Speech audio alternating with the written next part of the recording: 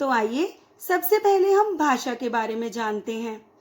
तो आइए हम ये चित्र देखते हैं।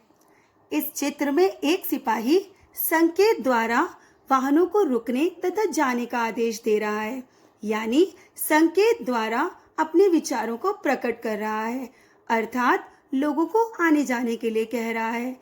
सभी मनुष्य अपने भावों और विचारों को प्रकट करने के लिए इसी तरह प्रयोग करते हैं।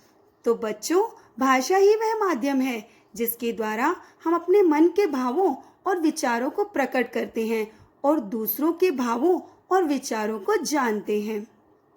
भाषा के दो रूप होते हैं, मौखिक तथा लिखित। बच्चों, आप जानते हैं कि लिखकर और बोलकर हम अपने विचारों को प्रकट करते हैं तथा पढ़कर और सुनकर दूसरों के विचारों को ग्रहण करते हैं। पहला, मौखिक भाषा।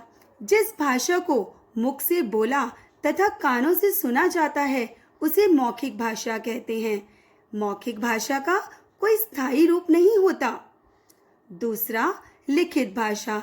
लिखकर अपनी बात प्रकट करना तथा लिखा हुआ पढ़कर दूसरे की बात समझना लिखित भाषा कहलाती है। आइए बच्चों, हम लिपि को समझते हैं। लिपि, भाषा को लिखने के ढंग को लिपि कहते हैं। प्रत्येक भाषा की अपनी एक लिपि होती है। भाषा के लिखने का ढंग लिपि कहलाता है। आइए हम कुछ अन्य भाषाओं की लिपि को भी जानते हैं। भाषा, लिपि, प्रयोग। हिंदी भाषा की लिपि देवनागरी होती है।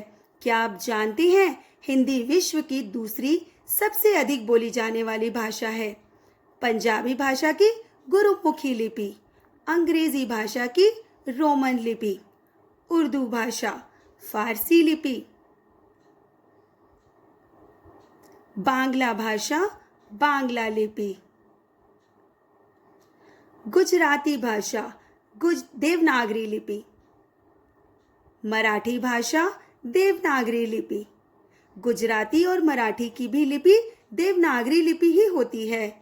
बच्चों, आप जानते हैं कि हमारे देश में अनेक भाषाएं बोली जाती हैं, लेकिन इनमें हिंदी सबसे लोकप्रिय भाषा है और सबसे अधिक बोली जाने वाली भाषा है।